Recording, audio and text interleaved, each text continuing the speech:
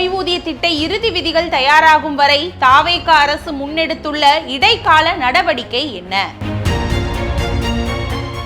Tops ஓய்வூதிய திட்ட இறுதி விதிமுறைகள் வெளியிடப்படும் வரை கடந்த ஜனவரி 1ஆம் தேதிக்கு பிறகு ஓய்வு பெற்ற அரசு ஊழியர்கள், ஆசிரியர்களுக்கு மட்டும் அடிப்படை சம்பளத்தில் 30% அல்லது 10,000 ரூபாய், இதில் எது அதிகமோ அத்தொகை இடைக்கால நிவாரணமாக வழங்கப்படும் என தமிழக அரசு தெரிவித்துள்ளது.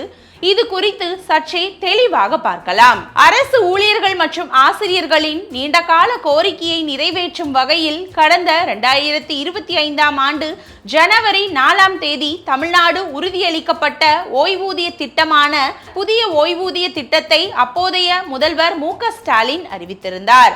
அதற்கான அரசாணை வெளியிடப்பட்ட போதும் அத்திட்டத்தை நடைமுறைப்படுத்துவதற்கான வழிகாட்டு நெறிமுறைகள் வெளியிடப்படவில்லை.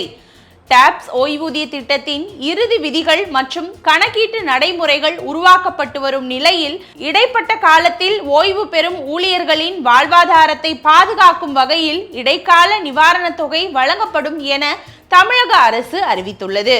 இது தொடர்பாக நிதித்துறை செயலர் M.A. சித்திக் வெளியிட்டுள்ள அரசாணையில் டாப்ஸ் ஓய்வூதிய திட்டத்தின் இறுதி விதிகள் அறிவிக்கப்பட்டு ஒவ்வொரு ஊழியருக்கும் அவர்கள் கடைசியாக பெற்ற அடிப்படை சம்பளத்தில் 50% ஓய்வூதியமாக நிர்ணயிக்கும் பணிக்கு கால அவகாசம் தேவைப்படும்.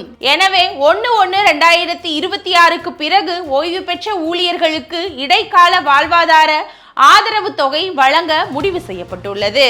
அதன்படி ஓய்வு பெற்ற ஊழியர் கடைசியாக பெற்ற அடிப்படை சம்பளத்தில் 30% அல்லது 10,000 ரூபாய், இதில் எது அதிகமோ அத்தொகை இடைக்கால நிவாரண தொகையாக நிர்ணயிக்கப்படும். அதோடு சேர்ந்து நடைமுறையில் இருக்கும் அத விலைப்படியும் வழங்கப்படும். இந்த இடைக்கால நிவாரண திட்டம் 1/4/2003 அன்று அல்லது அதற்கு பிறகு ரெகுலர் ஊதிய விகிதத்தில் பணியமர்த்தப்பட்டு பங்களிப்பு ஓய்வூதிய திட்டத்தின் கீழ் இருந்தவர்கள் 1/1/2026 அன்று பணியில் நீடித்து அதற்கு பிறகு வயது முதிர்வு காரணமாக ஓய்வு பெற்றவர்கள், குறைந்தபட்சம் 10 ஆண்டுகளுக்கு தகுதி வாய்ந்த பணிக்காலத்தை நிறைவு செய்தவர்கள், பணியின் போது மரணமடைந்த அரசு ஊழியர்களின் தகுதியான குடும்ப உறுப்பினர்கள் ஆகியோருக்கு மட்டும் பொருந்தும். அதே நேரம் 1/1/2006க்கு முன்னர் பணியிலிருந்து ஓய்வு பெற்றவர்களுக்கும் பணியில் இருந்து விலகியவர்களுக்கும் பொருந்தாது என்று அந்த அரசாணையில் கூறப்பட்டுள்ளது. இது குறித்து தமிழ்நாடு தலைமைச் செயலக சங்க தலைவர் கு. வெங்கடேசன் கூறும்போது, இடைக்கால நிவாரண தொகை வழங்கும் தற்காலிக ஏற்பாடு வரவேற்கத்தக்கது. அரசு ஊழியர்கள் ஓய்வூதியத்தில் ஒரு பகுதியை முன்கூட்டியே பெறும் கம்யூட்டேஷன் தொகை குறித்தோ பணிக்கொடை பற்றியோ அரசாணையில் எதுவும் குறிப்பிடாதது ஏமாற்றம் அளிக்கிறது. தேர்தல் வாக்குறுதி அளித்தபடி தாவேக அரசு பழைய ஓய்வூதிய திட்டத்தை நடைமுறைப்படுத்த வேண்டும்.